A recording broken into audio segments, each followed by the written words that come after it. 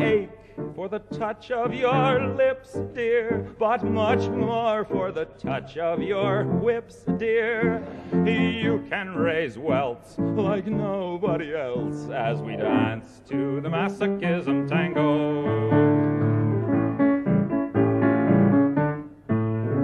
Say our love is a flame, not an ember. Say it's me that you want to dismember. Blacken my eye, set fire to my tie as we dance to the masochism tango. Hello everyone, and welcome to the A-Slut podcast. Advice, sex, love, understanding and trust, as well as anti-slut shaming. We don't want any of that nonsense here either. But welcome to today's episode. Today I talk with Naughtia Black. Some of you might know who she is, some of you might not. She is a kinky, polyamorous slut by her own self-admission. And it was a really good chat today. We talked about all things kinky, a bunch of stuff around polyamory and relationship anarchy, which was really cool, really interesting, really fun. And yeah, it was really cool. I'm glad to have another guest on the podcast and to be able to talk about this stuff and get this stuff all moving in the right direction around being comfortable talking about this sort of stuff. So yeah, really cool chat, really cool person as well. You can find her on the internet in every way, shape and form, basically, at Naughtia Black. And you can find her podcast, her new podcast, at deviantspodcast.com, as well as all the usual places. What's happening with me? Well, I've started, girl I was dating, I'm no longer dating, which it sucks. But I am potentially seeing another few people, which I'm really quite excited about. We'll see what happens there. I've been working, as always. I don't really let up on the whole working thing. Yeah, honestly, there's not a lot happening in my life at the moment. We'll see how it goes with these people that I am going to be seeing, and see where that leads eventually. And maybe it's yeah, maybe it'll go somewhere, maybe it won't. I'll keep in touch with you guys listening about all of that as well. And I've been looking at some new sex toys. I've been looking at buying a new house. Yeah, but apart from that, we'll just see where things go in this next week until I talk to you guys again. I will stop talking now and we'll get straight into the interview. It is quite a long one. It is with Naughtia Black, and please enjoy. Tonight, our bodies getting intertwined. It's fucking 50 beating off the blood inside. Shut our veins in no more pain. Let me know the place, now take you away. Tonight, we're not gonna hold back. Make me for the freaks, giving everybody heart attacks. What you need is just a little discipline, and I got a heavy dose of the right medicine. I'm dominant by definition, unturned on by your submission. The dark side is how we've been living. Let me show you what you can do. You are my slave, my little fucking disaster. I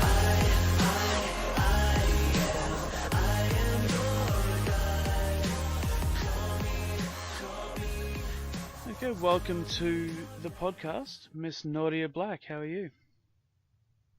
Hello, I'm so good. How are you? I'm so excited to be here. Hey, I'm excited to have you on. I'm really stoked because we've been talking for a fair while now, right? And I have a guest spot on your podcast coming up. And yeah, so tell us a wee bit about yourself, I guess, first. Yes, you and I are basically kinky besties at this point.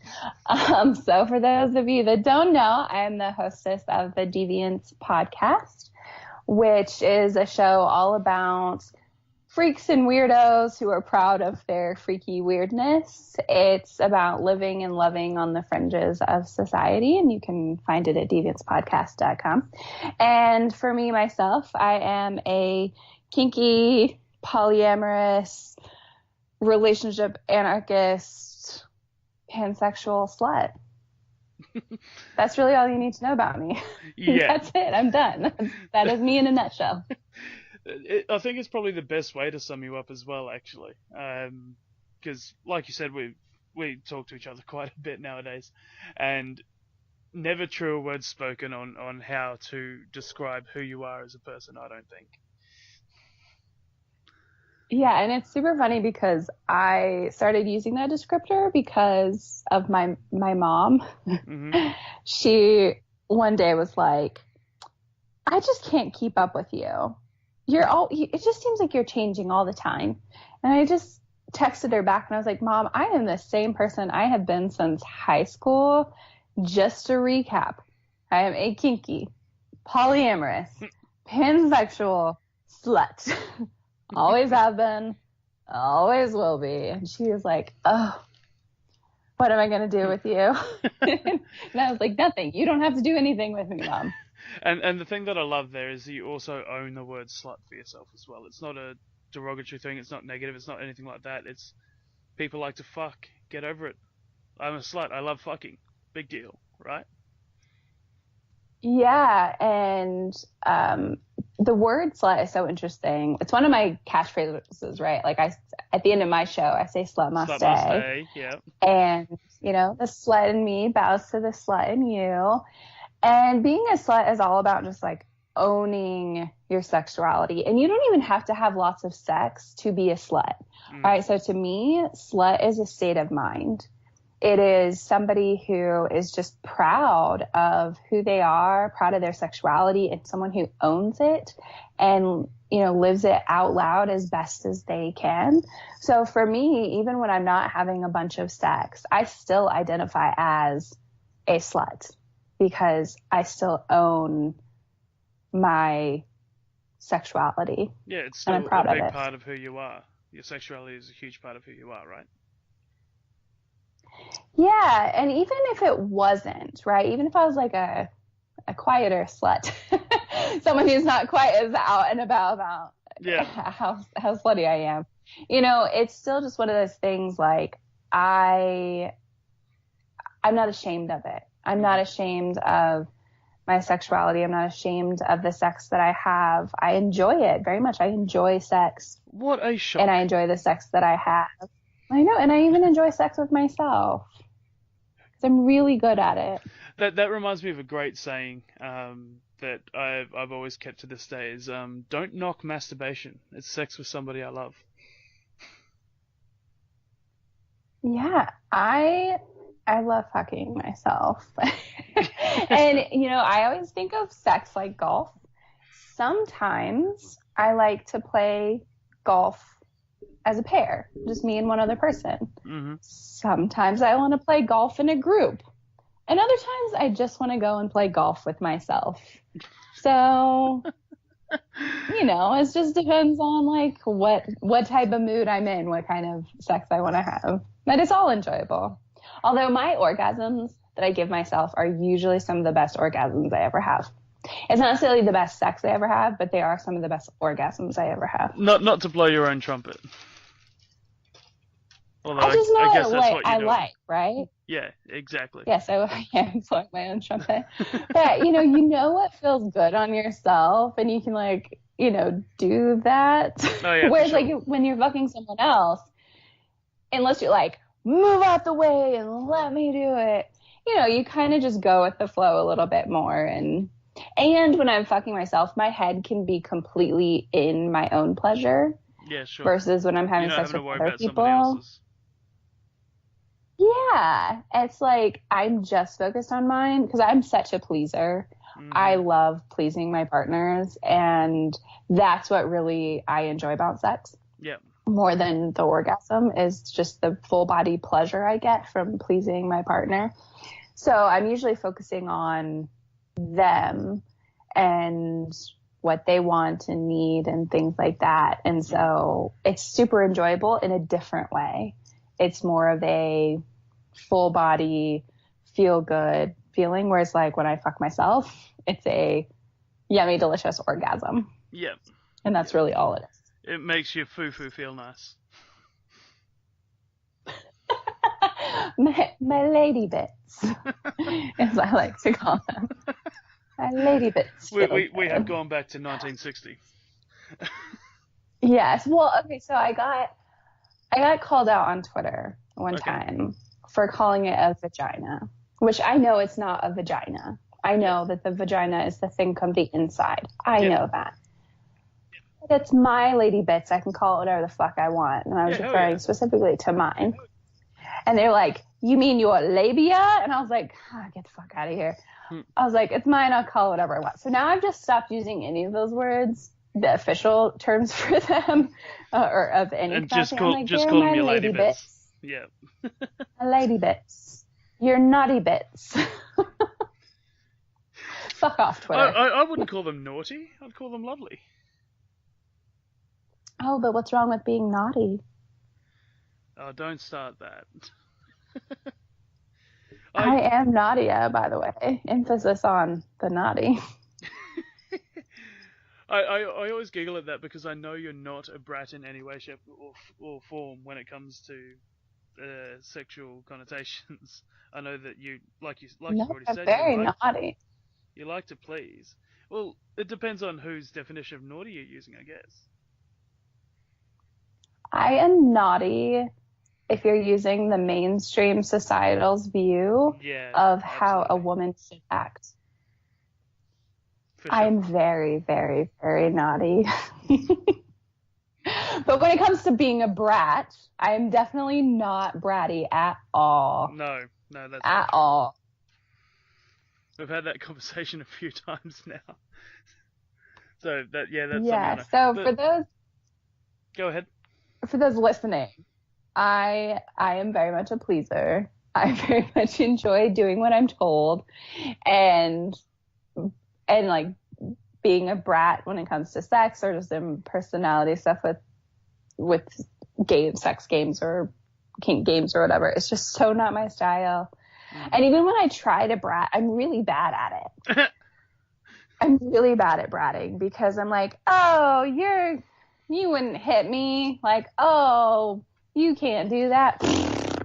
And then I watch like actual brats and they're like kicking at people and like calling their dom like really nasty names and like mouthing off. And I'm like, I would never dare do that. Like, how dare you? And so it's just so interesting. Like my version of bratting is like, I move out of the way a little bit. Yeah. It's not such a big thing really. But let's wind everything back here just for a little moment, because you had an interesting journey to find yourself in a sexual kind of way. Like you said, you talked about a fair bit about yourself in your first episode of the Deviants podcast. I'm going to keep plugging this the whole way through, by the way, because I love it. But you grew up in quite a conservative evangelical Christian kind of family, right? Yeah, so I'm from the Midwest in the United States, and it was to a very conservative Christian family, and the type where women are subservient to men, although all the women in my family, they all worked, but there was still like this expectation that the man is the head of the house, and in my grandparents' marriage, that's how it played out. She did whatever he said and just backtalked him. She was a brat. My grandma's a brat. And it was the type of church where gay people are bad, interracial marriages are bad, sex before marriage is really bad. Like, so Ted Cruz, right? He is very much of the religion that my family is spawned from, Rick Santorum, like those types of people, right? Oh, lovely. And so, right, all wonderful folks. And that was my upbringing. Really was just being made to feel ashamed, really, for who I was as a person, right? Like, you know, even in Christianity, just being a woman, right? They're like, well, you were the original sinner. You're bad. That's why you have your period, because you were bad. Yeah. And that, like, shame of who you are as a person starts at a really, really, really young age. And then on top of that, it's like this fear of, if you don't follow their rules, really bad things happen. If you don't follow their rules, you go to hell. If you don't follow their rules, God will smite you. You know, and so it's this fear-based, shame-based upbringing that worked on me for a long time until I started questioning it around 8th grade. What age is 8th grade, sorry? What's that? Is that about 14? 13, I think. Okay. Yeah. Because schooling systems all around the world are completely different. Who knows what age is what sometimes. That's true. I think I was like 13. Okay. Because you, like, freshman year is like 14. So it's like 12, 13. Yep. And then freshman year is like 14, 15. So, yeah, so I started questioning it around that time. I started going to rock concerts and I got into goth and just started to kind of be like, oh, these people aren't as bad as...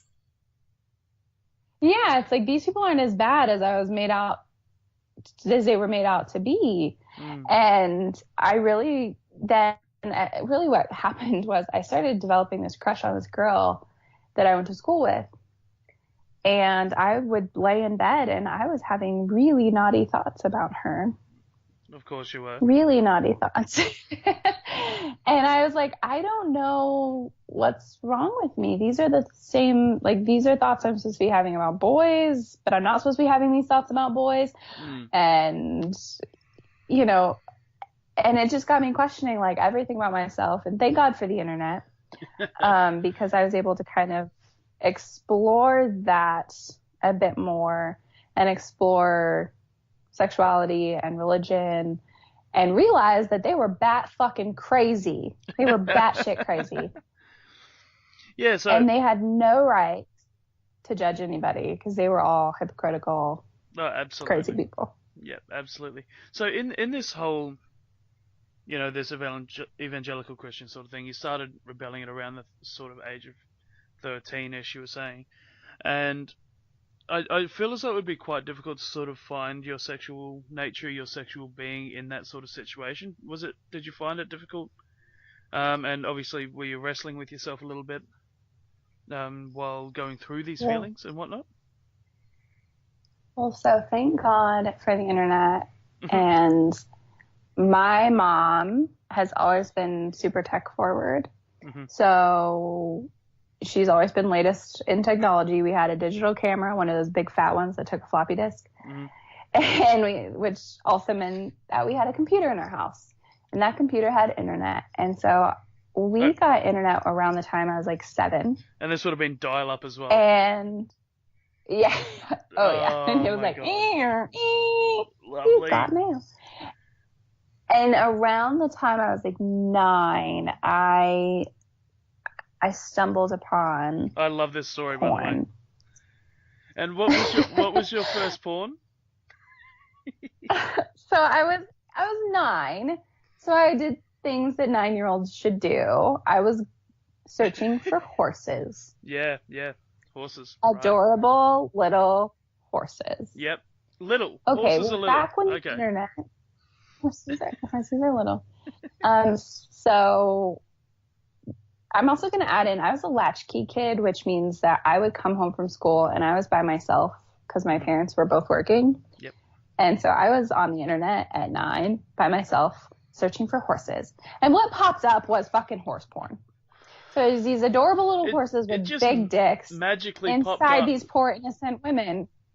Well, that's how the internet used to work. It didn't have all these filters like it does now. It just did pop up, and then it would like then you'd click on one, and then it would pop up and fill your screen because now you had some fucked up virus, and like all those little window things just come all over. Yeah, and then come all he over, would come right? all over. So, so there's these horses and these innocent women being fucked by these horses, and the women seem to be enjoying it, and the horses seem to be enjoying it. And so here I was, 9 years old, fascinated by horse porn, knowing that it was, or feeling like this was wrong, because the church in my family, it was like, the sex is bad, it's evil, don't do it. And I'm enjoying watching this. And then I was like, well, what else is out there? Okay, well, there's some weird ass shit out there. So I was exploring the world of pornography around 9 years old, and it was some dark, dirty stuff. It wasn't just missionary porn. That just was not available. It was weird, kinky, dungeon sex. And so that was kind of the first taste of sexuality that I had. And then I kind of took it a step further of actually role playing out some of this stuff online, because there used to be these things called chat rooms. So you would join a chat room. Porn, not horse porn. Not horse porn. No. So then, I wasn't role playing horse porn. I was, kind of trying to explore my sexuality. So around the time I was like, 10, 11, 12, I would be in these chat rooms, and when people would be like, ASL, which is age, sex, location, I'd be like, 21, female, Florida.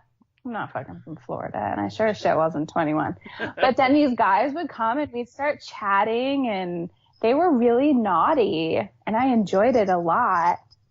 Of course. And that was sort of the journey into, exploring my sexuality. And I had so much shame around all this the whole time. I knew what I was doing was wrong. Yeah. If God ever found out, I would definitely go to hell. Like, I would pray every night to be like, I'm so sorry, I'll never do it again. And then, of course, the next day I was doing it again.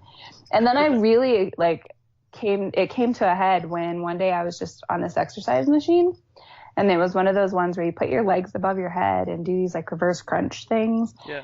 And after the 13th one, I started to get really tingly all over my body, and my lady bits were all feeling yummy and warm. And I was like, oh my God, what was that? And I was like, I want to do that again. Let's do that again. And I realized that I could, my mom had all these back massagers around the house. Now I know why. I know the real reason why she had these. I did not know then. But I did find out that if I let them sit on my lap, it made my lady bits feel good. And so I would, when I'm home by myself, because my parents are at work, I would just masturbate for hours because it felt so good. Yeah, and what sort of age are you at this point? I was 12. Yeah. I was so young.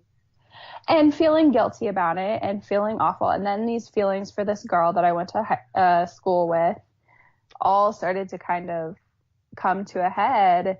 And I realized, I am different. Yeah. I don't these things that they're telling me. I don't believe them. I don't feel these things. I don't feel this fear. I don't feel this, whatever it is. I'm enjoying this feeling that I'm having. And so that was definitely the time where I was like, all right, I'm going to figure out what all of this is. And I started reading about, being gay and exploring sexuality and things like that. And when I was 14, I was just like, fuck you all, fuck the church. You guys are crazy. And I woke up one Sunday morning, and my grandma was like, all right, it's time to go to church. And I was like, nah, I'm good. I'm going to stay home. Thanks, Grandma. And she's like, what? You always go to church. I was like, yeah, not today. I'm not going with you. And you haven't been back since. And I go back occasionally. I do, actually. And I don't burn up when I walk through the door. Because I go back because there are a lot of people that I knew from the church who did have a big impact on my life in a positive way. Right. So I do go back to see them occasionally, but I haven't, honestly, oh Jesus, it's not awful. The last time I was at church was my cousin's funeral. No dear. It's been a minute. It's been 3 years. But sometimes I go back when I go home, but not very often. Yeah, it's not a 'Cause they're outside. must do thing. No. And especially now, like, I'm divorced and I'm really bad. Like, I can't even fake it anymore that I'm not a terrible human to them. Right? Like, they look at me and would consider me super awful. I was going to say bad. to them, perhaps, but I certainly don't think so. Yeah.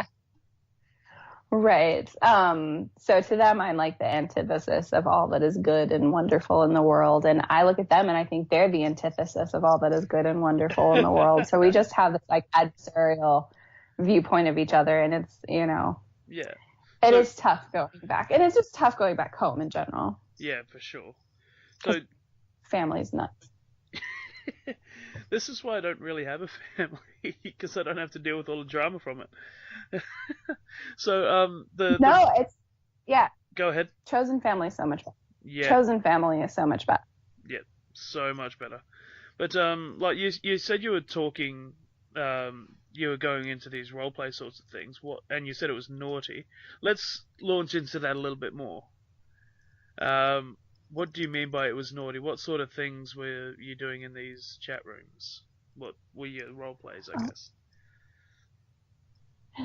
Oh my goodness. Anybody that was in internet chat rooms in the 90s knows exactly how these role plays I know exactly how they went. In the early 2000s. Yeah. So it's like, oh, have you been a naughty girl today? I'm like, oh yes, I've been such a naughty girl. How naughty have you been? I've been so naughty. And, you know, just these who I'm assuming are grown men. I don't know. They could have been 12-year-old boys. I don't know. But they sure talked like grown men. Would say all these things of like, do you want to stroke my cock? Do you want to put it in your mouth? And I was like, that sounds gross. But yeah, I do actually. and this is wrong. Like, I'm going to just fully and openly admit this was wrong. I was in the wrong. I should not have been on the internet posing as a grown woman when I was 12. This was super bad. Looking at porn, really awful porn, at the young age I did. Probably shouldn't do that. So I'm not condoning any of my past behavior, but it is a part of my past. I have owned it, and I recognize how it has shaped my life up until now, and it will continue to shape my life until now. And how that shaping has gone is I, from a young age, realized that I am a very sexual person. Mm-hmm. I don't have too much emotional connection to sex. Yep. And I don't care what other people think about the weird shit that I like doing. Yeah. Those are the three of the biggest things that I realized, and that all helped me realize. As now a grown-up who can legally consent to all of these things that I now do. Yeah, these chat rooms were just your typical chat room for horny people at 2 o'clock in the morning or 1 o'clock in the afternoon. I went on them myself a lot, so I know exactly what you're talking about. We might have been chatting to each other, pretending to be grown-ups. I was thinking about that. I was thinking about that because I think I got the internet at about 12, 13, which you would have been a little bit older because you're what, 30 now, right? I am 30. Yeah, so I'm 28, so it's definitely possible that happened.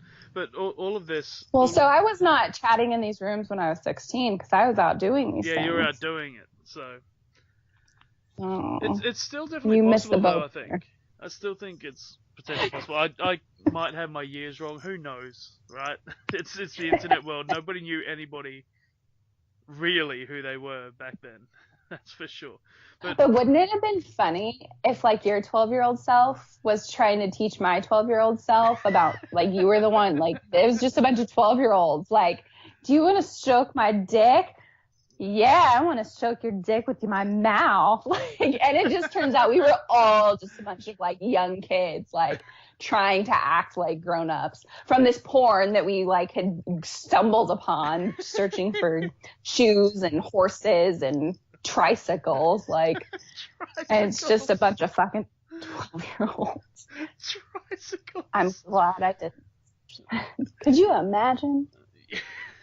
The porn is not the same now. Porn is so tame, unless you go underground. Yeah, which But you I have to, feel like, as though we both do. I don't actually watch that much porn anymore. No, because and you're I only doing it. That's true. My life is a porn. I just don't film it. Which is definitely going to be the name of the book. Title of your autobiography. And I only watch ethical porn, like porn that the actors are getting paid for. Yeah. But I don't actually watch a whole lot of it because my imagination is very creative and it's based off a lot of the stuff that I do. Like, my life is very much pornographic, so I don't watch a whole lot of it. No, fair Certainly enough. don't search very hard to see it. Yeah, but so from this sort of early age of seeing all of this dirty, raunchy, kinky porn and whatnot, it's led you into quite a kinky life, which is basically why we talk so much, I think. So what are some of your kinks, and so how did you get into them? Yeah, so my biggest kink, my kink of kinks is power play. Mm-hmm. I love power exchange. I am mostly a submissive. I end up on the bottom of power exchanges. Yep. So just sorry And to interrupt. really... Sorry to interrupt. Do you want to just explain what power exchange is for some people who might not know? Yes, absolutely. So power exchange or authority exchange is when one person gives over power over themselves to another person. So I could be like, hey, Simon, I'm giving you all the power over me. You can do whatever you want to me. You can beat me. You can whatever. I'll do whatever you say. That's sort of a basic understanding of it. And then it plays out in different ways. So I'm really into 1950s domination style, which also is like domestic discipline type play. Yep. And which that is where there's a clear head of household and then, for me, the housewife.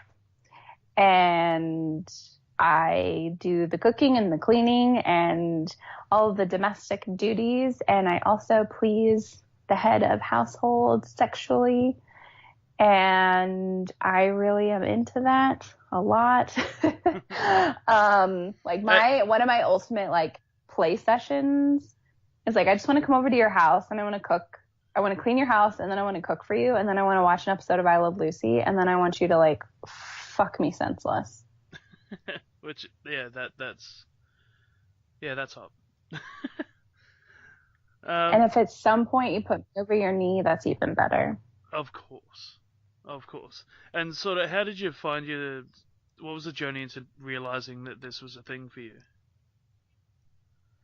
Okay, so I'm a feminist, and I saw this blog post, oh my gosh, years and years and years ago, about these feminists who were outraged at this thing that Christians were doing. And I was like, oh, we're outraged at Christians? I'm in.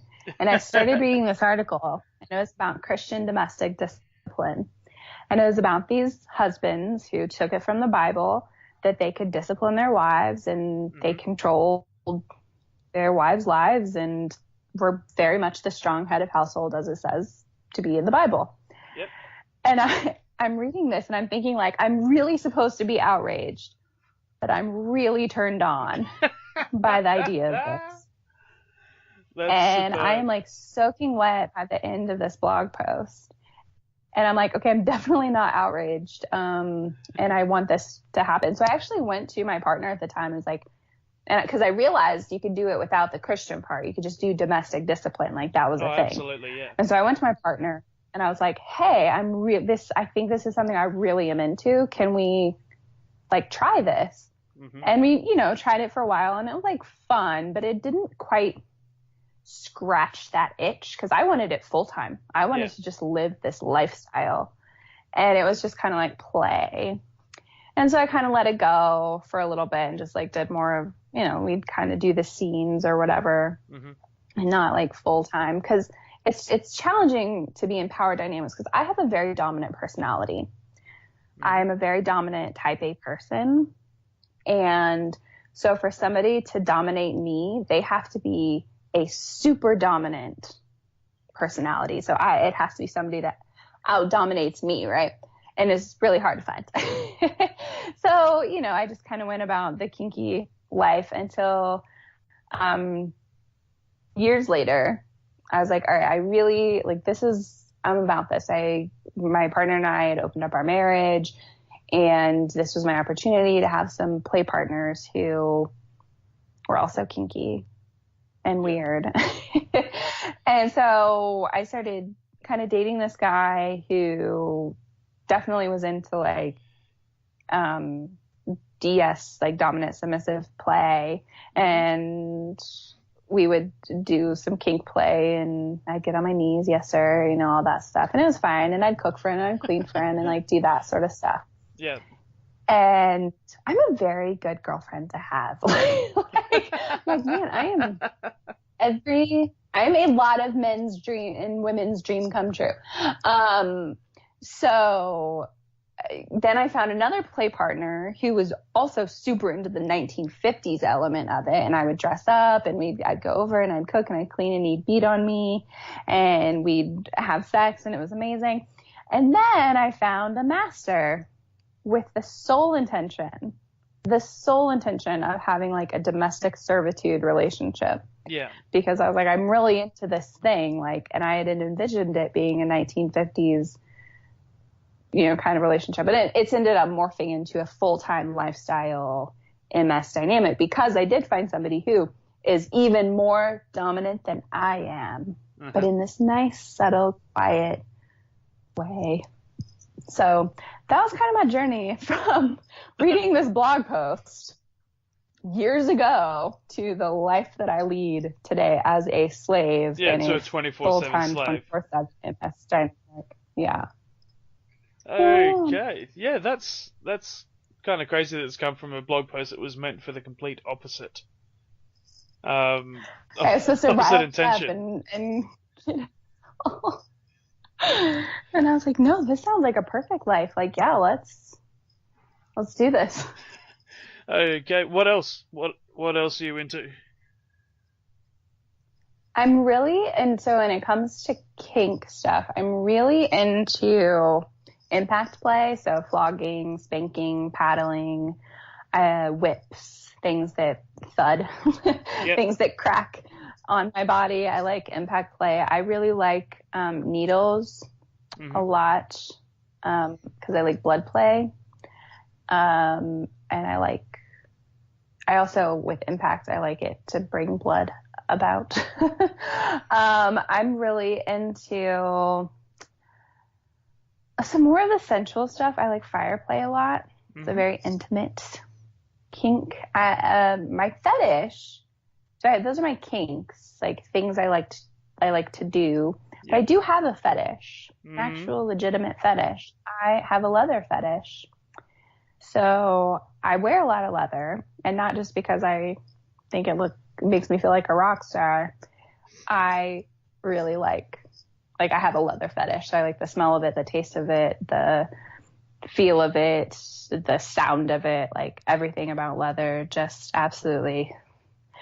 It makes me very happy to be in the presence of leather.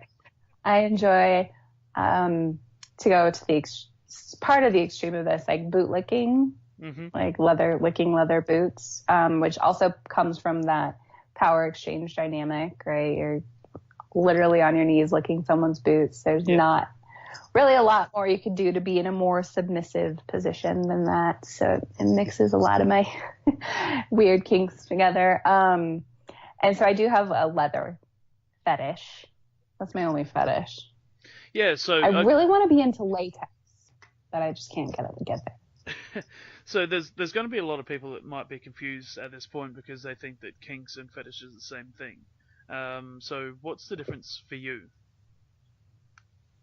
So for me, a kink is kind of the stuff that you like to do. So it is impact play, it's the needle play, it's fire play, wax play. It's kind of those specific things that you like to do. It's something that you enjoy doing. Yeah. Whereas a fetish is something that it is a part of, for me, it is a part of who I am. Like just the leather itself it invokes feelings of sex, like sexual feelings in me. Like I can get off at the smell, taste, touch of leather. I don't necessarily need it to have an orgasm, right? I can have orgasms and not have leather. So I don't know if it's necessarily a true fetish, if I can get off without it, but it is something that is like deeply ingrained in my pleasure. Yeah, for sure. It's that's a very not so eloquent way of describing the difference, but I think you have a really good definition of the two. I think you say it better than I do. Yeah, so my definition is that a kink is something that you enjoy doing and that and a fetish is something that is part of you or that you need, as opposed to want or enjoy. It's something that you need to be as part of your play or something like that. But that's the way that I put it. So I think actually, like, from your definition, my second fetish is power exchange. Like, yeah. I do need that.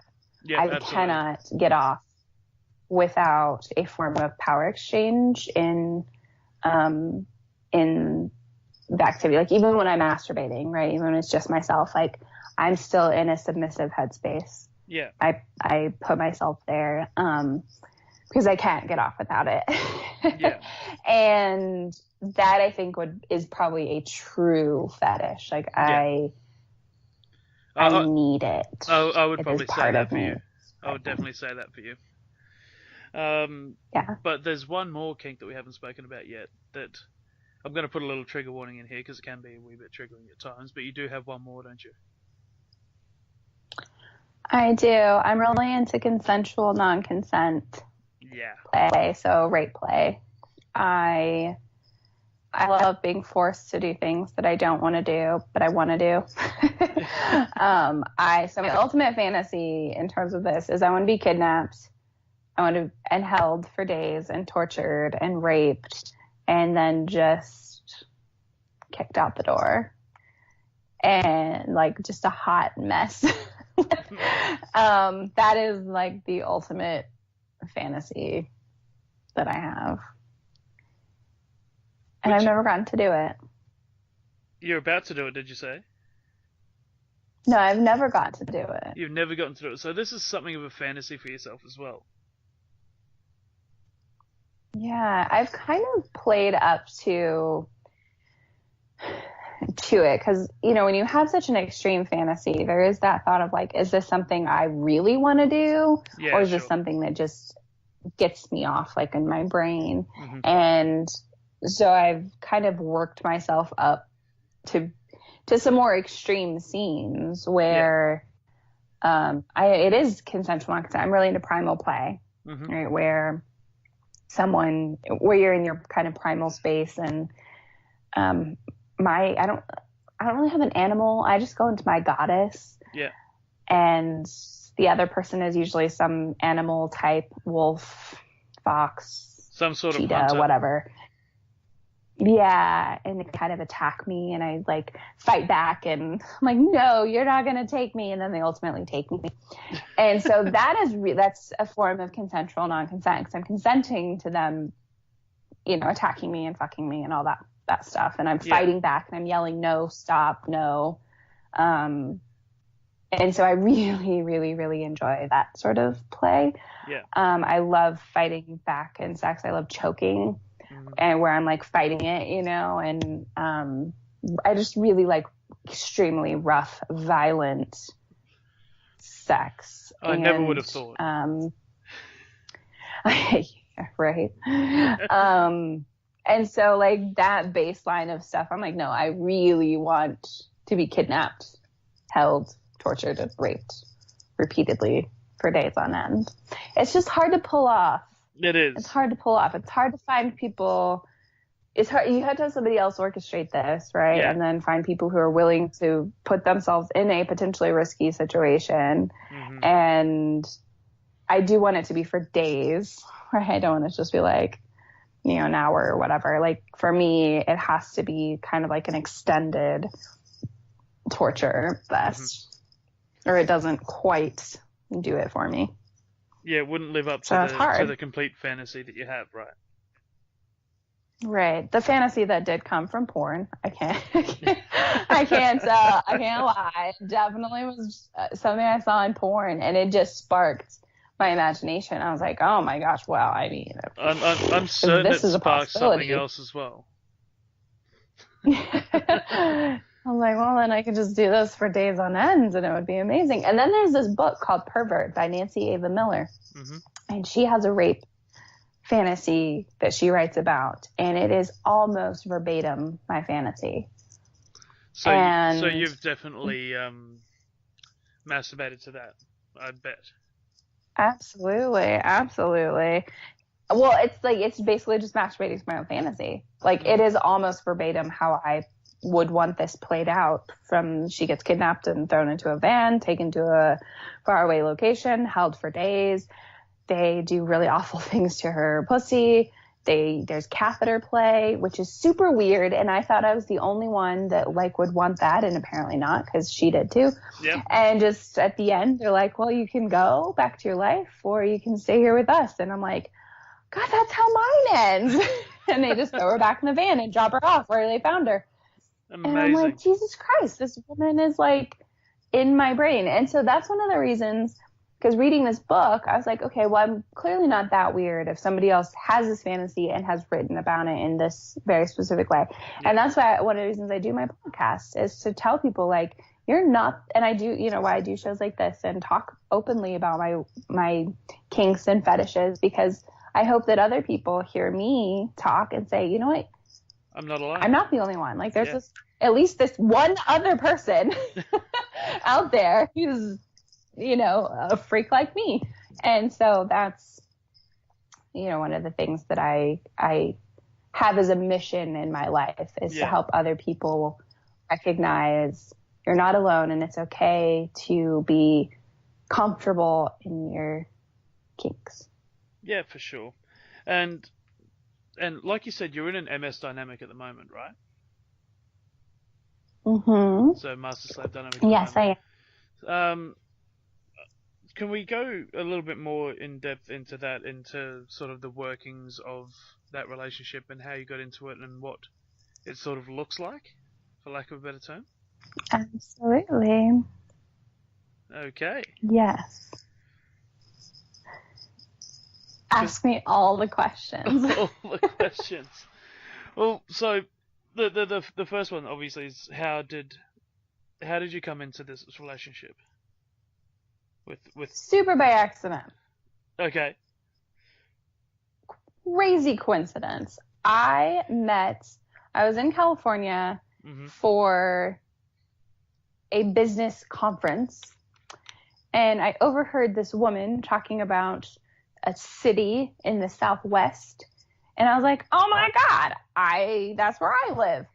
And she was like, no way. And it turns out we were both polyamorous, and we were both kinky, and we were both total weirdos. And she was doing a presentation the Sunday that we got back from the conference in our hometown, or in the town that we were currently living. Yeah. And I was like, okay, yes, we're now going to be, besties, and I will absolutely be at this event. And so I moved heaven and earth to be able to go to this event, and I show up. And after I chatted with her for a while, I looked around in the crowd and I was like, I really don't know if this is my cup of tea. I really don't know if these are my people. It was a kink event. Mm-hmm. It was a kink event. It was a munch. And I was like, I don't know if I want to be here. And because I'd never done anything in the kink community here. I've just always been kinky behind closed doors. Right? It's never been a community thing. Yeah. And so I'm actually upstairs trying in this place. I'd kind of snuck away from all the people, and I'm trying to find a booty call. Jeez. And I'm like, all right, I don't want to be here. Like, I'm going to watch this presentation and then I'm going to leave. And I want to have like a booty call lined up, but nobody was available. One person had food poisoning and one person was working. And I was like, God damn it. So I look out the window and I see this guy and I was like, oh, hey, maybe I will stick around to say hello to him. And so I went back downstairs, started talking to my friend, and all of a sudden the energy in the room shifts. Right. And I was like, okay, well, what is that dark brooding presence that just walked in the door? It played really well with my dark brooding presence. And I turned around and there was the guy that I had seen out the window. And I was like, oh, Jesus fucking Christ, he's super hot. Like, holy crap. Okay, compose yourself, Naughtia, get it together. And I was in my leather pants, my lace like onesie, my leather jacket, my hair's looking good. I was like, shit, I'm looking fine as fuck. Like, I've got a chance with this person. Let's so do he this. walks over. Yeah, so he like walks over across the room directly to me and my friend. And I was like, all right, here we go, game on. And he starts talking to my friend, and then she introduces him to me, and I was like, I actually know your name. Like, I know of you. And we kind of shared the story, and he was really distant, and I was very sad. And I later realized this because I had on a choker, and he thought that the choker was a collar. Right. And so he didn't want to overstep any boundaries or anything like that. Somebody else's property. Yeah. And so as we started talking, it became clear I wasn't anyone's property and he could approach. And so we started talking and chatting, and then he, the munch started and my friend was doing her presentation, and he sat behind me. And this whole time I am like trying to pay attention to this presentation, but I feel this energy that he is just like sending my way. And I'm like, okay, I'll send some back. So we're just like energetically like playing with each other this entire 45-minute presentation.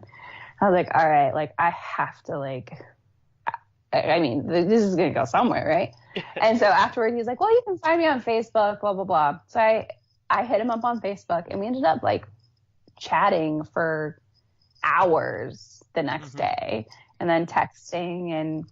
And he made a joke. He was like, oh, are you petitioning for temporary servitude? And I was like, not temporary. I wasn't.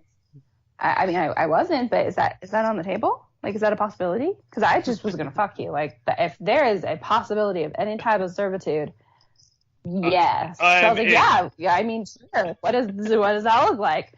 And one thing led to another, which led to another.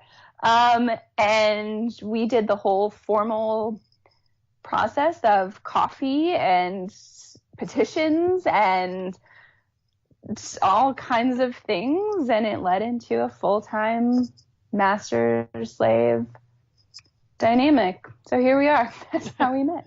And what does that look like now? So there's obviously going to be things like rules in place and certain things that you need to achieve in a day and things like that. What does that look like at the moment for you? So we have a very different, I think, dynamic than what most people think of when they think of master slave. So there's the old leather version of master slave, right? Where slave is an it. It is simply master's property to do with as they please. Yep. And it doesn't sit on furniture. It doesn't address other people. Like, it is an it. That's not how we play. That's not how we roll. So we do what's called authority exchange. So he has authority over me, but not necessarily control. Okay. So there are certain elements of my life that he controls, like who I date, when I orgasm, when we're together, when I go to the bathroom, like things like that. Like, there's bits and pieces of control. But the bigger picture for us is he has authority over me. And my goal, as his property, because we still hold that piece of it, right? I'm still his property. Yep. As his property, my purpose in life is to align with his will. So everything I do is in alignment with his ultimate vision of his life and our dynamic together. So that's kind of the overview of how it works. On the day-to-day, there's protocol, right? Which protocol is the things you do in the dynamic. So it's like a very simple one is every day that I wake up, I text him, "Good morning, master," just to like start my day in that way. So that's a protocol, right? And then there's, it's so funny, like describing the dynamic is so interesting because it's just my life. So I'm like, so if you ask me like, can you just describe your life? I'm like, yes, what would you like to know? I can go on and on and on. So it is my life. It is 24/7. It never turns off, which means that I am always I'm always in alignment with his will. There's never a moment in which I'm not in service, submission, and surrender to him. Except for when we negotiate contracts. And then at that moment in time, I kind of step into a different Naughtia. And then we negotiate with my very dominant personality really comes out to play. And he's like, "I fucking hate that side of you." And I'm like, that side of me doesn't particularly like you either. So like, we don't, in our lives come out to play with each other, it's usually like no holds barred debate on things. But otherwise, I'm in full service, submission, and surrender to him at all times, in every moment, even when we're not together. Yeah. I get that makes a lot of sense. And the interesting thing that I get out of this is that I know that you're polyamorous as well. So how does that work into having a master? Obviously, he has a say on who you date and things like that, right? Yes.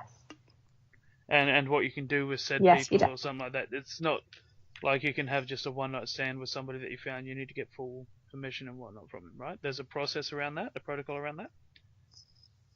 Yes, I mean, I could have a one-night stand. I actually prefer those to like relationships with other people. That whole emotional connection thing, I'm not really down for that. I really like the wham bam thank you ma'am sex.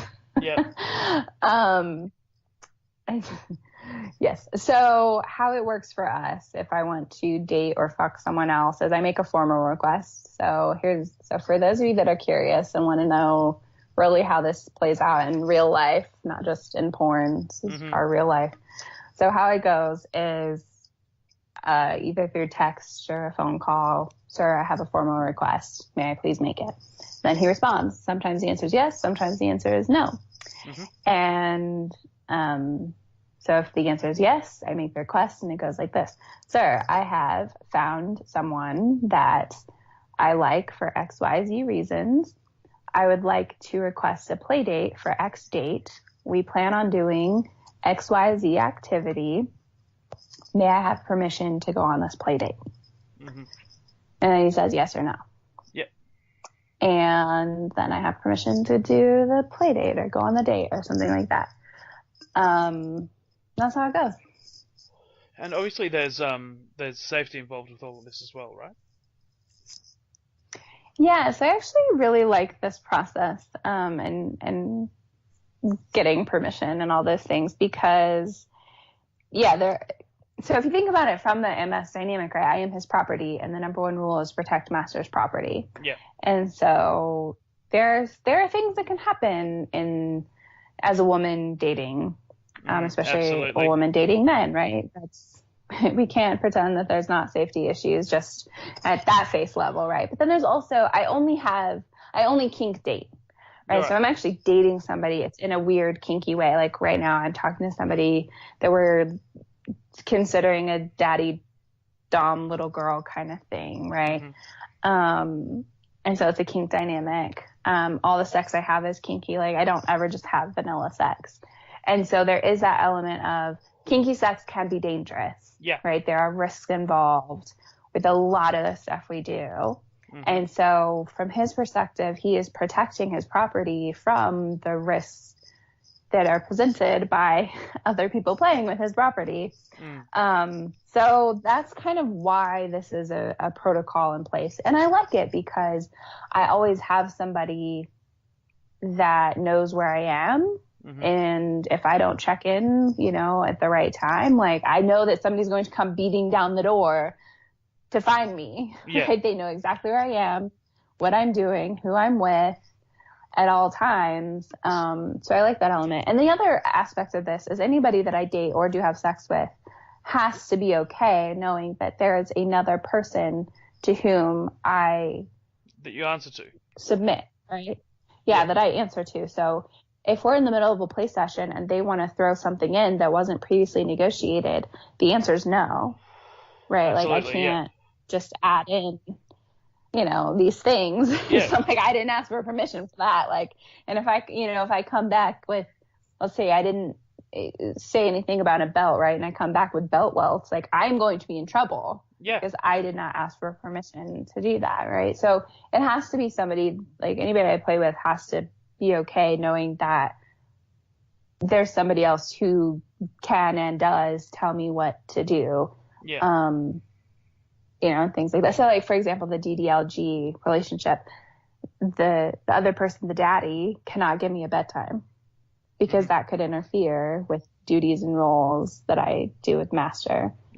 And so like just kind of things like that. So, you know, the daddy has to be okay. With the fact that you already have things in place.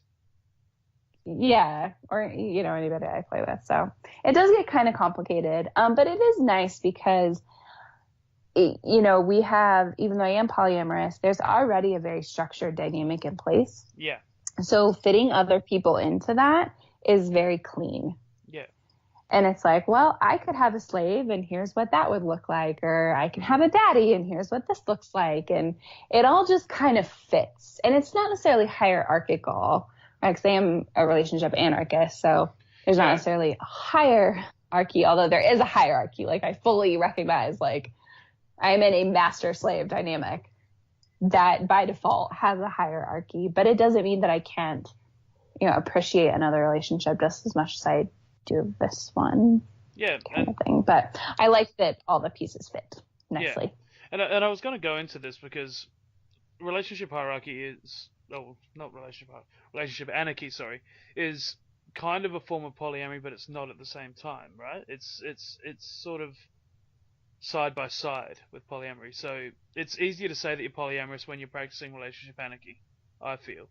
But how about you tell us a wee bit about what the differences are for you? Because you've sort of got half a foot in one camp and 1.5 feet in the anarchy side, right? Yeah. So as a relationship anarchist, I am polyamorous in this, right? I can date multiple people. So there's kind of that element of polyamory. But relationship anarchy, I believe that all of my relationships should be structured based on what the people in that relationship want and desire. And which is really cool because you can shape your relationships to look however you want, right? Contrasting that to monogamy, traditional monogamy, where most people get on the relationship escalator and they're like, all right, we're going to date. Okay, we've been dating for a while. Let's get engaged. All right, we're engaged. And then you get married and then you have a kid. And, you know, you have this like predetermined template that you follow. And that's just sort of how relationships go. Whereas, and then if you have like a fuck buddy or whatever, that's less than somebody you'd want to eventually marry, right? That's seen as, it's just a thing. Right. And then also the other thing with relationship anarchy that's very different is I believe that all of my relationships are valuable and worthy of celebrating, even if they end. Right. So even if we don't make it to the grave together, I'm so grateful for those relationships and I have the lessons and I can look back and enjoy the good times we have instead of thinking of it as a failed relationship. Yeah, for sure. And so in monogamy, oftentimes it's like, you know, oh, you broke up, it was a failed relationship, and you forget about all the awesome stuff that you did together. Like I was with somebody for 10 years. And I can't not look at that with love and admiration and respect for that person, because we did so much together. We grew together. Like, I have so much love for this person still. Yeah. And even though the relationship ended, right, so it's over, I still look back at it so fondly, and I'm so grateful for it. And that's very different, you know, than how monogamy tends to work out, you know. And it's funny because now, as we're going through the divorce process, people are like, oh, I'm so sorry. How are you doing? It must be awful. And I'm like, I mean, I'm fine. It does suck, and we have kind of our ups and down days. I am losing my best friend and somebody that I love very much, but for the most part, like, we had some great times, right? Pretty good. Like, I really am so grateful for it. Like, I still love him, and it's still amazing. So I think that's a big part of relationship anarchy too, is like, each relationship is its own individual thing. And so you can have multiple relationships. And the biggest part is all of your relationships are equal. Your friendships, your romantic relationships, they can hold equal weight. Yeah, so whoever needs you most is where you go, right? That's one. So I talked with Eleanor G, which I know she was on your show, and that's definitely that's true for her. Like, all of her relationships hold equal weight. For me, that's not necessarily true, partly because I do have an MS dynamic. So like, if you and I were out on a date and Master needed me, like, I'm sorry, like, he does, he takes precedence. He's gonna be the first one. Yeah. So for me, there is still that, like, little bit of hierarchy in things, but my friendships are super important to me, and they are fulfilling in different ways than romantic relationships, but in just as important ways.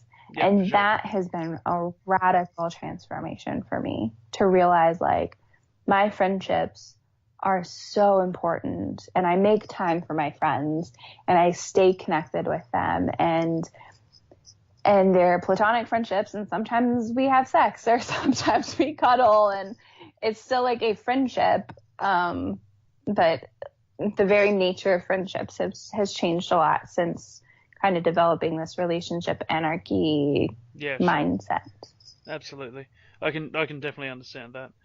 And so if we take it back a few steps here, how did you sort of realize that you're poly, and how did you get into it and that sort of stuff? Because it's something that you've felt for a long time, but not really gotten into until relatively recently. Am I right? Yeah, and mostly because I just didn't have the words for it. I didn't know it was an option. Yeah. You know, I started having sex when I was 16, almost 17. And from there, like, the slut that is very important. I want to just throw that in there. Almost 17. Because people think I must have been super young. And I actually was on the older side of having sex. Almost 17. I was like a month and a half away. So I was really almost 17. And then after that, I had sex for the first time with somebody that I didn't really even like all that much, because I didn't want to have weird emotional feelings. Yeah. And then after that, I had a lot of sex for a long time, until I started dating, like, legit dating somebody. And it's like, well, we had an orgy together at one point in our relationship, but for the most part, we were monogamous, and I've always been kinky. So I was trying to get them to do these kinky things with me, and they just kind of thought I was crazy. Like, I'm really into enema play. Yeah. So it's not really something I talk about all that much. Not because I'm ashamed of it, but it just doesn't really come up. I don't ever get a chance to talk about it, so I'm going to talk about it. I'm really into enema play. So I tried to get them to, like, do enema play with me, and they were like, that's nasty. And I was like, no, it's awesome. And they're like, yeah, okay, no. And they tried it one time, and they're like, this is so gross. I was like, fine, whatever. So I wasn't really able to, like, explore a lot of my kinky side. Right. And then from that relationship, I started into my 10-year relationship, and it kind of was the same thing. I was like, hey, I'm really kinky in a lot of these ways. Can we do these things? And they were like, I mean, we can try, but it wasn't really their jam either. Mm-hmm. And so 9 years into that relationship, we decided to open our relationship thinking we would just be swingers and fuck other couples. Well, that just did not work. Right. Because swinging is actually really hard. Yeah. When you have two very different, like that partner and I are very different, and to find other people that we could connect with as other couples was really hard. And then there's all this jealousy and drama, and it just did not work out very well. So we ended up dating people separately. So then we kind of fell into polyamory, and then realizing like I could have an emotional connection. We could have emotional connections with other people. Mm-hmm. And then, I mean, that relationship ended up ending. But that's kind of how I recognize, like, okay, I'm definitely not monogamous. Like, I'm not a monogamous natured person. And it was finding polyamory and then relationship anarchy where I was like, all right, this is who I am. And now I have the words to describe it. And I never want to go back. Like, if somebody was like, if I found the quote unquote love of my life and they're like, and we are going to be monogamous, I'd be like, nope, you are clearly not the love of my life, because this is not going to work at all to be monogamous. So that's kind of how I stumbled into it. I've always been slutty and wanting to be with multiple people. I just didn't know that polyamory was a thing, right? Growing up in a Christian church or a Christian family, they shoved monogamy down my throat. So it's not like they were like, oh, and by the way, you could be non-monogamous. This is a lifestyle choice. And anytime non-monogamy was talked about, it was polygamy. And it was like, and those people are bad. Mm-hmm. And so had I have known that this was an option, could have turned out a wee bit different. Looked a lot. But I'm glad it didn't. I like where I am now. Yeah, yeah. All of these things that happen make you into the wonderful human being that you are now. So I'm happy about that as well. I want to take it right back again now, just to sort of finish this off. We've been talking for a fair while. So, like you just touched on, the environment that you grew up in was, again, very conservative, very religious, had very strict Christian values on it. The interesting part about this is that you actually had kind of a decent sexual education, right? I would not say decent. Okay. I would say it was sort of there. Yeah, compared to what most people would think of when they think of somebody who is that entrenched into a Christian religion. Perhaps. Okay, that's true. Yes. So I mean, there was like the traditional sex ed at school where it's like, this is a sperm and this is an egg and this is how it gets into the woman's body and this is how babies are made. So I had that kind of sex education. Mm. And then my mom gave me the My Body and Me book or something. It's called something like that. Mm-hmm. Like she slipped it under the door. She didn't even like hand it to me. She just like slipped it under my door. And I was like, thanks, Mom. She knew something was up. She knew something was up. Yeah. Yeah. Well, I think I had started my period. Right, okay. I think that was the trigger for that. I was like, oh, shit. You should know what's happening to her body. And I read the book. And I read it front to back multiple times because I was just fascinated by what was going on with my body and all these things. And so I had like that anatomical understanding. But when it came to the learning about sex as a human driving need and desire, that is some fucked up shit. So in one of my sex ed classes, the teacher brought all of the senior virgins. They were not virgins. They were definitely not, but whatever, we'll pretend. And it was like the cool kid couple, right? Couples. It was like 6 people. So 3 couples. Yeah.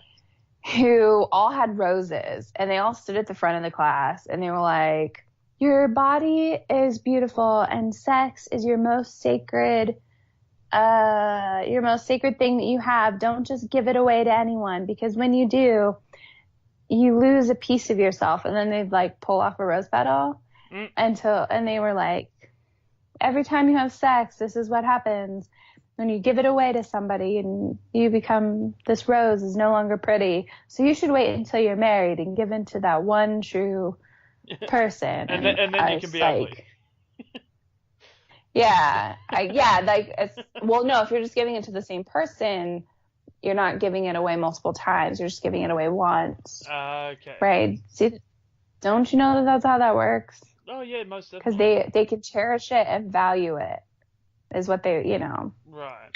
And so that was like the moral side of like sex education where I'm from. And then, of course, the pastor on preaching on Sunday, sex before marriage is bad. Don't do it. And those lustful thoughts that you have, cast them out of your brain, and don't look at porn and like all this stuff. And so there was so much shame around sex, and so much shame around enjoying sex and enjoying pleasure, and so much just guilt around it if you do want it and enjoy it. And then to add on to that, I was gay as fuck. Like I am a pansexual, and I have been attracted to people of all gender expressions since I can remember. Like I love gender non-binary people. So my first girlfriend, if the term gender non-binary was a thing, or if they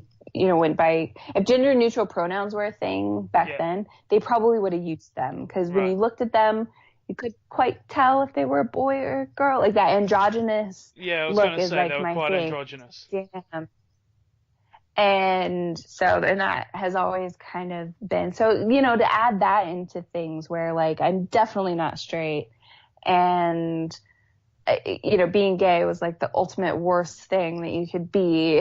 And I just was like, all this shame and guilt was a big part of my upbringing when it came to sex. So shaking that has continued. It was a big part of my life. And that is another reason why I'm so out about this stuff, because I want people to know that you don't have to have shame around it. You don't have to feel guilty about all this weird shit that you want to do to another person. Because that's one of the things I hear a lot when I talk to people, because I love hearing about people's kinks. I just love it so much. And one of the things that I hear all the time, especially from men, is they're like, I really want to like fuck the shit out of women and like beat them and like torture them. And I don't know why, because I love women and I'm a feminist and like, I don't hate women, like, but why do I just want to do all these terrible things to them? I'm like, because you're like, it's fine. You're normal. Like, there's nothing wrong with you. I want you to do those things to me. So if you're broken, I'm broken, and we can be broken together, but we're not broken. And it's an interesting thing that this shame and this guilt does to our brains. And, to be honest, like, I can tell you why I have all the kinks that I have.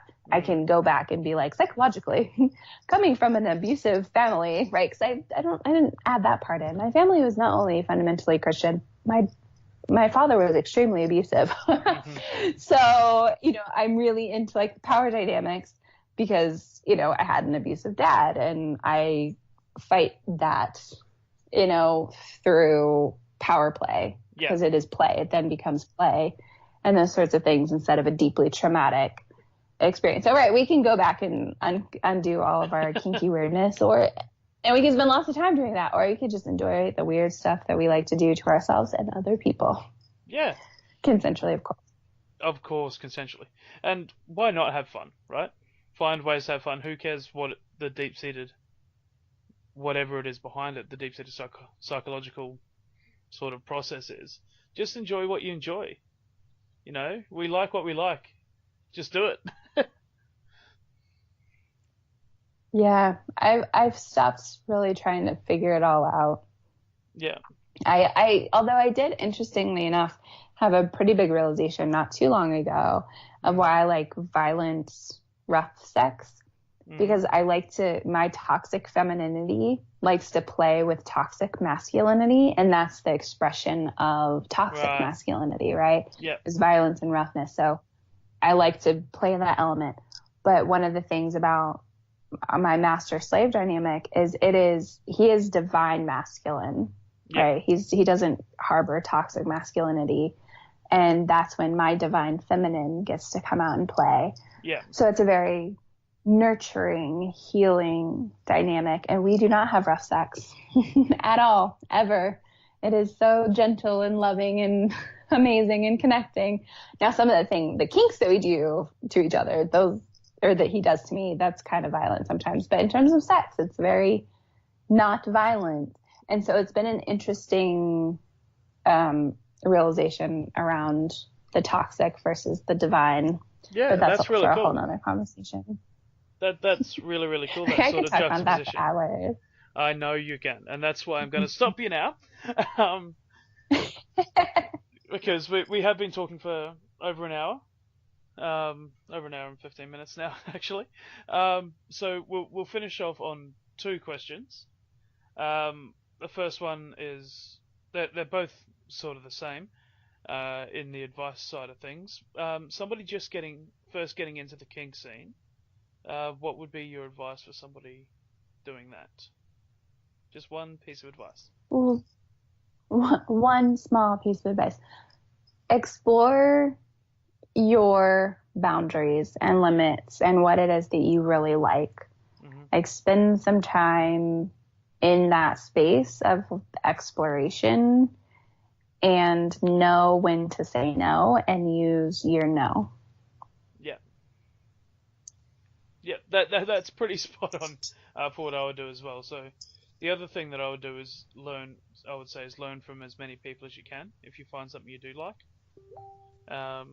Just purely because, and I've used this analogy before in an episode that I did with Swinging Down Under, is the Star Wars sort of thing, that if you follow one person, they might not actually be as good as you think they are. So in Star Wars, obviously, Anakin follows Senator Palpatine, and he turns out to be really, really quite bad in the end of it. I can't remember. Darth Sidious, and becomes the evil Emperor on the other side. But because he followed that one person, he also became evil and then became Darth Vader. So if you follow multiple people instead of just one, then you've got more of a chance of getting what's right, I guess, out of what you're wanting to do, rather than one person who could potentially turn bad. So that's what I would add to that as well. That was such a lovely, nerdy analogy.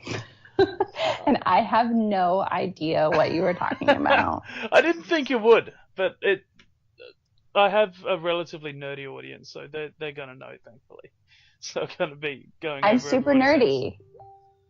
But I just can't get into Star Wars. What? It's not my jam. I know. We can have this conversation later. But I am really nerdy. I love to play like board game or like games. So I'm into like Dominion and like Seven Wonders. I was on the debate team. Like I'm really nerdy. I bet you're you're the kind of girl that likes the game Risk, aren't you? No. No? Man, I'm getting it all wrong. No. Risk is amazing. I mean, it could be. I've never played. Okay. But it could be fun. I think I'd be more into Dungeons and Dragons than Risk. That's not surprising. I'm just gonna. I've never played Dungeons and Dragons though. But it's just like Star Wars and Lord of the Rings. I just really can't get into it. It's not my jam. I think it's because I have ADD. You're talking to a New Zealander here. You cannot say a bad word about Lord of the Rings. I'm not saying anything bad about it. I'm just saying I can't get into it. I know. Because Lord of the Rings, my ADD, I'm like, could you people do something else besides walk? Yeah, no, that's You've been walking in the same direction for hours. Go another way. Like, try another path. I don't know. Just do something else because my brain is, like, about to explode. I do like, like things like Game of Thrones. That's my jam. That's because somebody dies in every other episode, though. I know. And I'm sadly rooting for Cersei. Not because I want her to win, but because she kind of needs to. Right. Okay. I don't want the happy ending. I don't. Of course you don't. As much as I love incest play, I don't want Jon Snow, and this is totally taking a completely different direction. I don't want Jon Snow, and you can't say that you don't want Jon Snow and then to win because of incest when you had Cersei and Jaime Lannister. Well, right, no, that's fine. I'm super into incest play. I just feel like with Jon Snow and the Queen of the Dragons, yeah, that's the happy ending that everyone wants, and I don't want there to be a happy ending. None of the rest of the show has been happy. Don't give us like a fairy tale ending. Like fucking put Cersei on the throne. Joffrey comes back to or like Sansa. Like just like I'd even be okay with that because I think she's turning evil. So like you can put her on the throne and really just fuck things up. It does sort of seem that way, doesn't it? But yeah. Anyway, moving on. Last question, around the same sort of thing. Somebody who has sort of perhaps just realised that they're poly or are interested in going polyamorous or into the relationship anarchy side of things. What is a piece of advice you'd give to someone like that? I feel like there's like the traditional advice of like read the books and listen to podcasts and stuff like that. So I'm not going to say that piece. What I'm going to say is work on your shit. Yeah. Work on yourself, do personal growth, do personal development, because there are going to be thoughts and feelings and emotions that come up that you have never experienced before in your entire life. Oh, yeah. And it's not the other person's fault. It will never be the other or it will rarely be the other person's fault, right? Mm-hmm. It is stuff that is coming up in you that you need to learn to recognize and deal with yourself. So read some self-help books, meditate, whatever you need to do to like get your emotional shit together. Yeah. Before you drag other people into your world. Yeah, and we've talked about this before as well, right? And that I have a big belief around what jealousy actually is, because jealousy is one of the main things that people think they feel when they go into polyamory or even swinging or anything like that.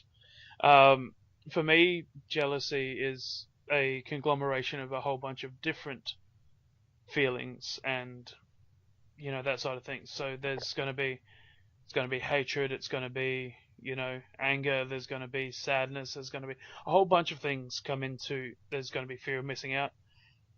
A whole bunch of it comes into the feeling of what people call jealousy. And if you can break down what that jealousy is and look inside yourself and actually see why you're feeling these things, then I think you're going to go a long way from that point. So there's a lot of self-reflection involved with it. And like you said, it's never the other person. There's always going to be something with you as part of that and the way that you're reacting and feeling.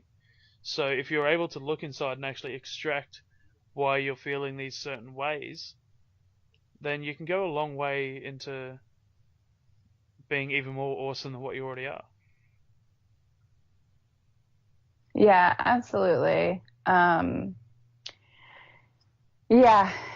And really like uncovering why you're feeling those feelings. Yeah. So let's say it is a feeling of hatred, right? Mm-hmm. Or fear of missing out or something like that. It's like, why are you experiencing that? Is it because you don't feel worthy? Is it because you don't feel good enough? Is it because you don't feel, do you feel like you're being abandoned? Like there are like underlying things that is going on in you that's sparking these feelings, right? Like, yeah. I have a deep fear of abandonment, and I also never feel like I'm good enough.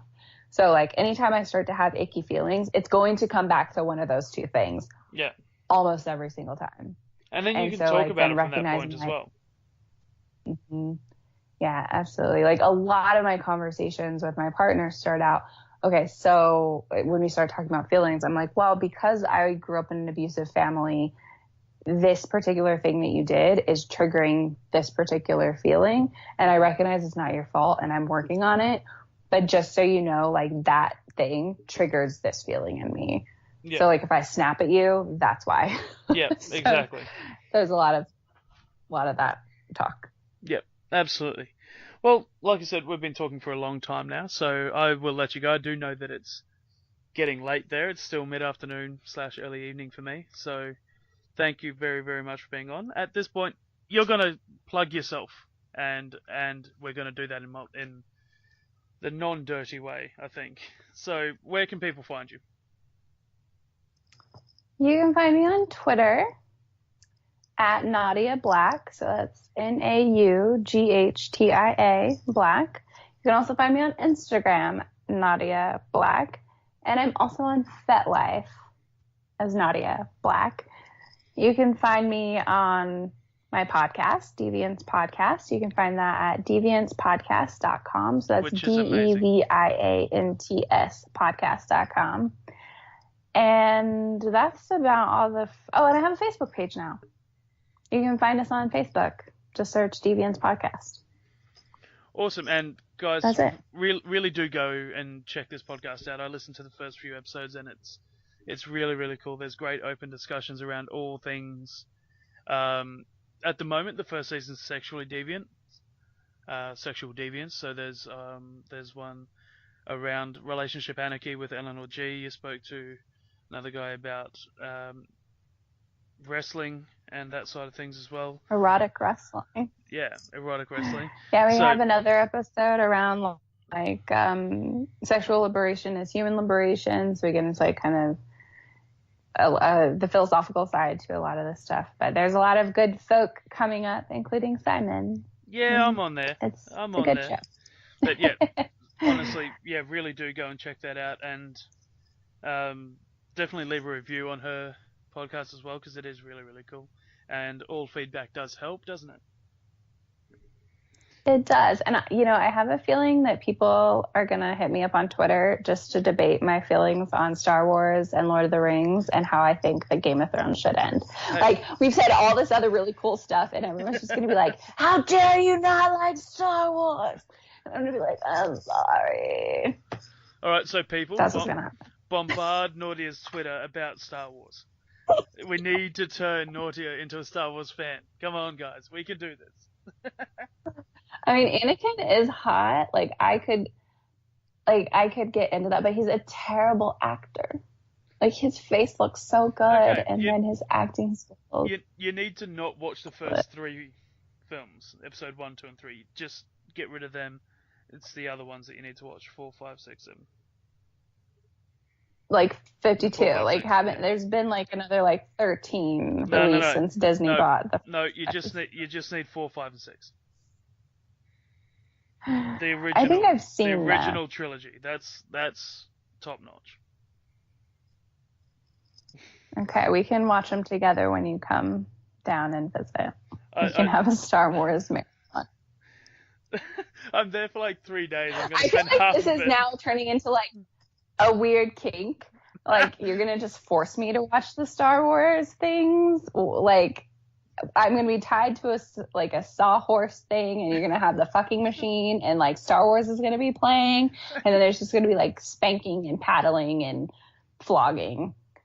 I mean, I just developed our scene. There you yeah, I'm not against that in any way, shape, or form. Oh dear me. And then like the Anyway, needles come into play. Let me put in the formal request now, and we'll get this going. so whenever Simon comes over, I want to do all of these things while watching Star Wars. Yes, while being forced to watch Star Wars. Yeah, This yeah. can be something of an accord. I can't want to do it. Oh goodness me! What a way to end this episode. Thank you very, very much for speaking to me today about literally everything that probably could be. We could probably fit in a whole bunch more stuff because we tend to talk a lot, both of us. So you could probably get another 2 hours out of us if we kept on going. But yeah, thank you very, very much. It's been an absolute pleasure. And yeah, Yes, thank you so much for having me on. no worries. We'll talk soon. Namaste.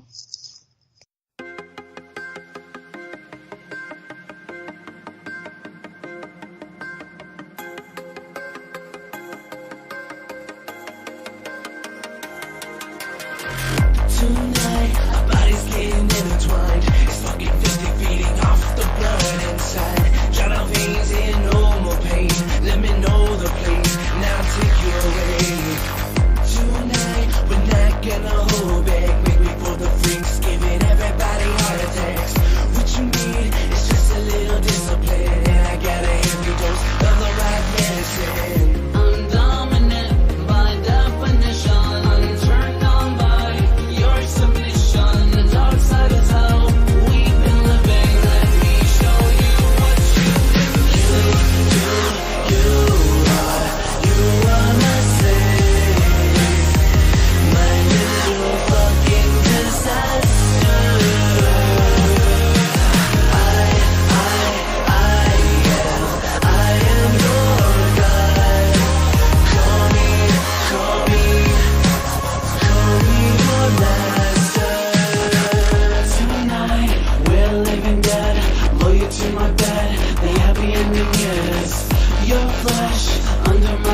heels, no more fear, no more tears. You are my murder doll, and this is love at first bite. Bind you in a rope tight. What you need is just a little discipline. I got a heavy dose of the right medicine. The dark side is how we be living.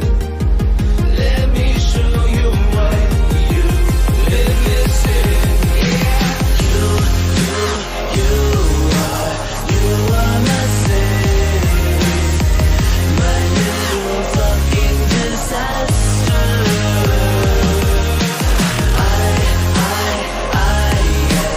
I am your God.